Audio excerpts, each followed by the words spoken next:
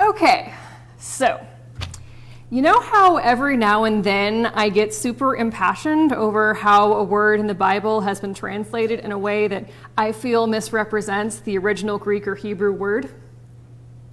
Well, technically, this is actually not one of those sermons.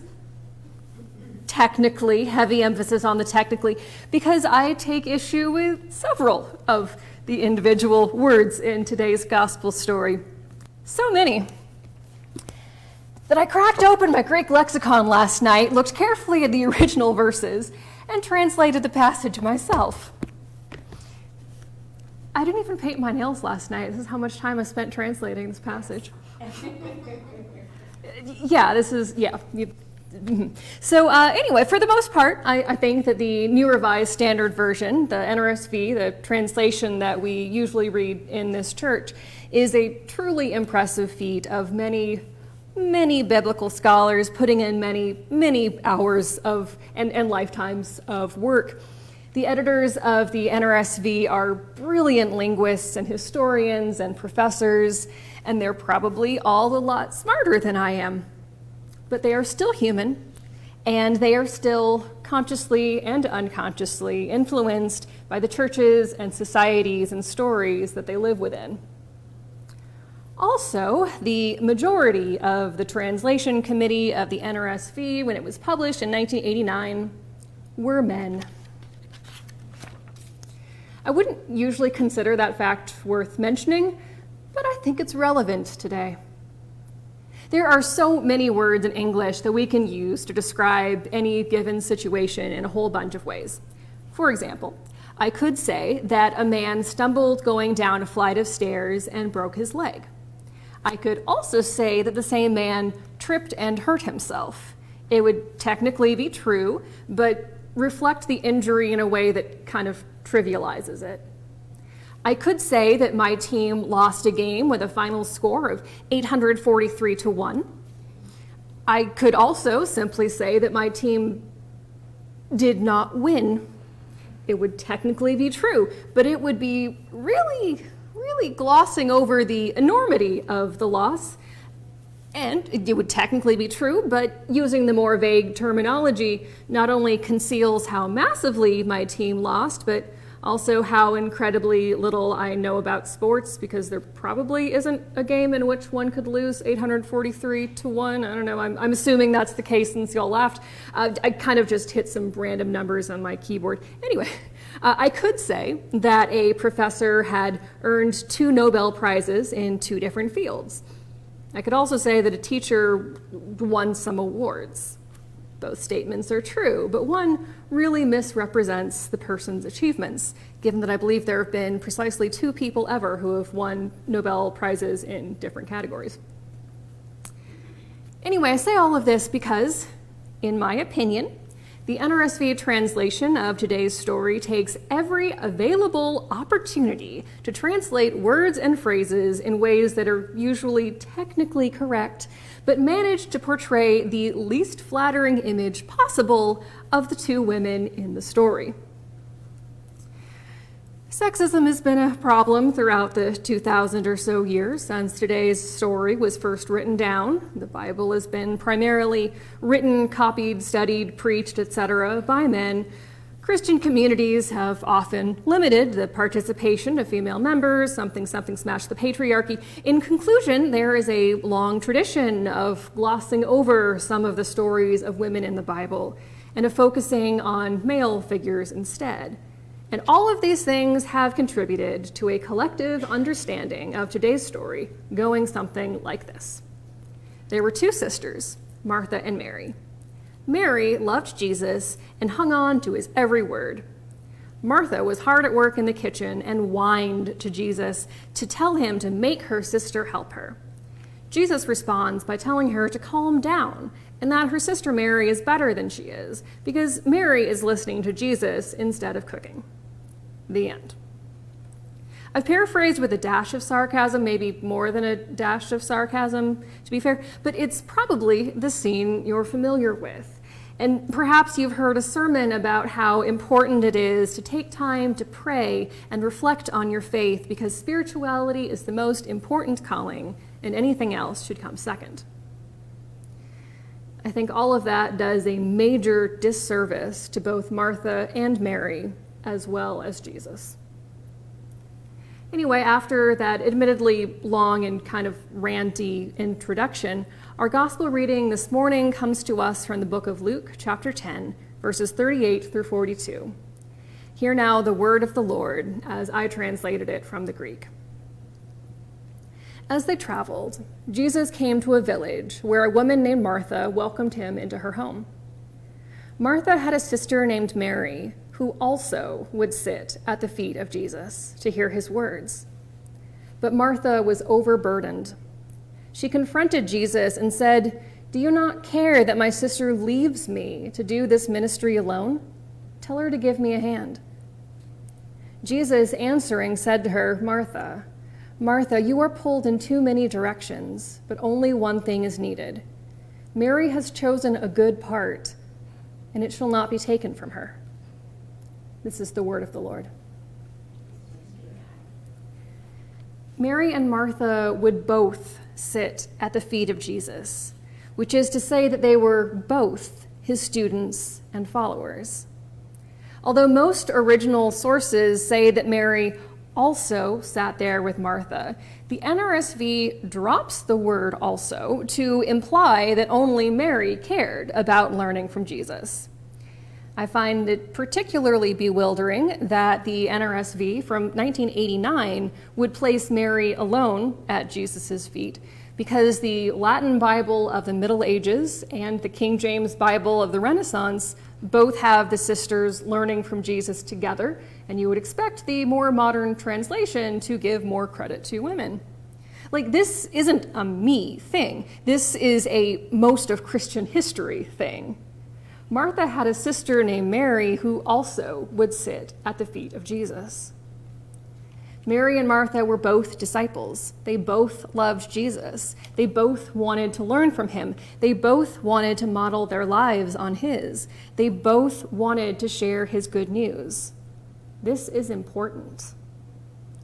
This is a story about how there are different ways to share the good news of Jesus. It's not to say that there is only one correct way. It's not to say that some ministries are trivial or unimportant. It's not to say that some people are inherently better than others because of what they do. It's a story about how there are different ways to share the good news of Jesus. In other words, there are different ways to do ministry, which is literally what Martha is doing. Martha was constantly perispao concerning much diakonia. She was overburdened or overwhelmed or torn apart because of so much ministry.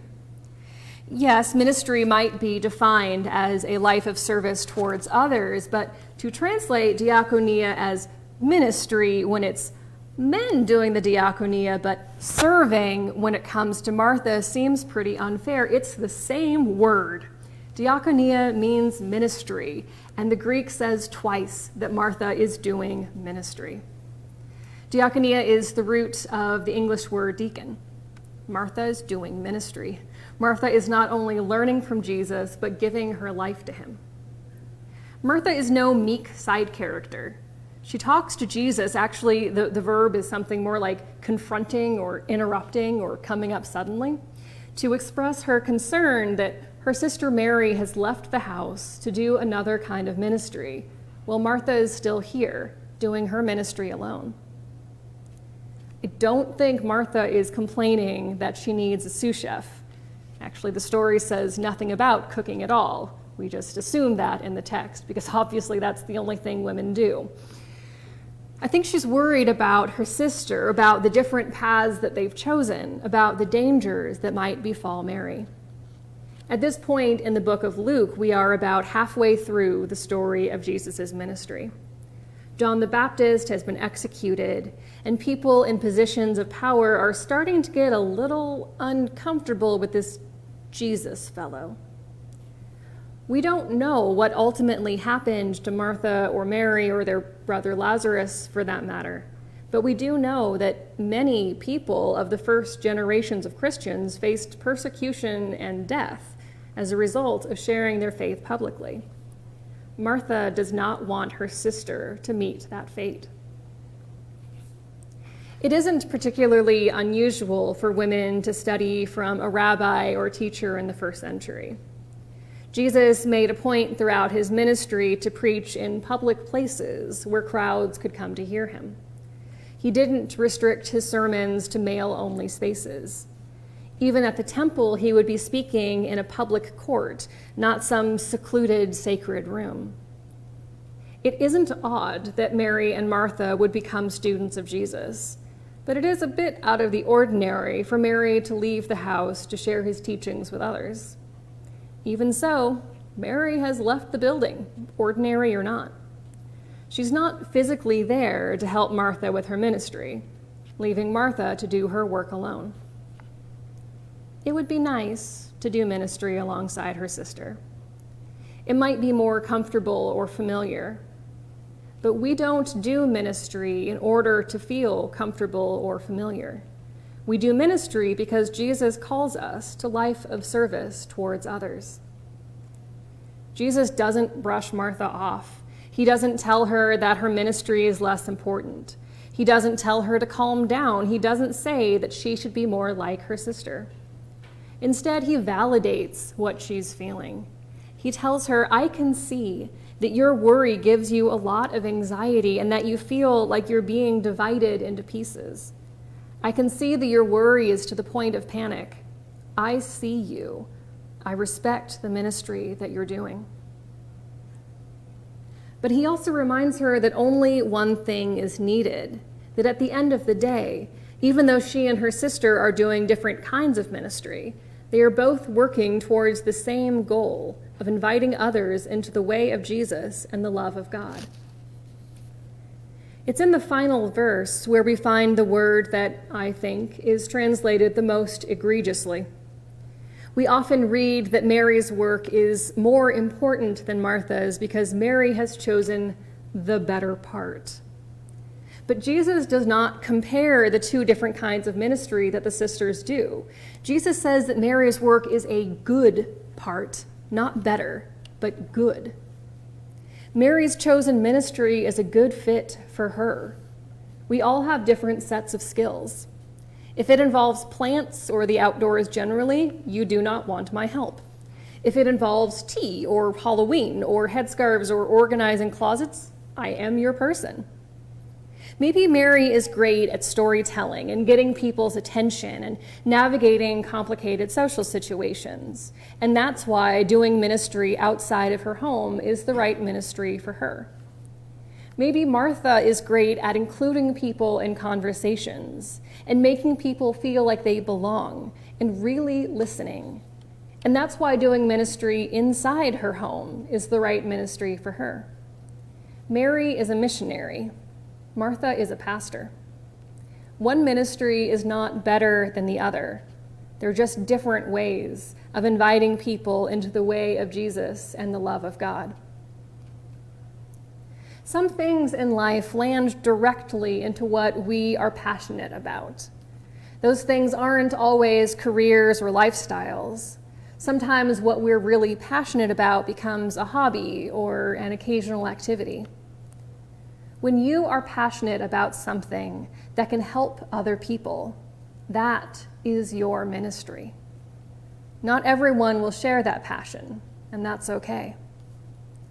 Maybe you are a Martha, or a Mary, or a Lydia, or a Junia, or a Tabitha, or an Esther, or a Yael, or a Miriam, or a Rahab, or any other number of names throughout the Bible and throughout history. Whoever you are, find your good part. Find the ministry that you can do well. Find the thing that allows your passion to help other people. We are all ministers. We show our love in different ways, but nevertheless, in different languages, different styles, different ministries, different places. We love the Lord our God, and we do our best to to love our neighbors as ourselves.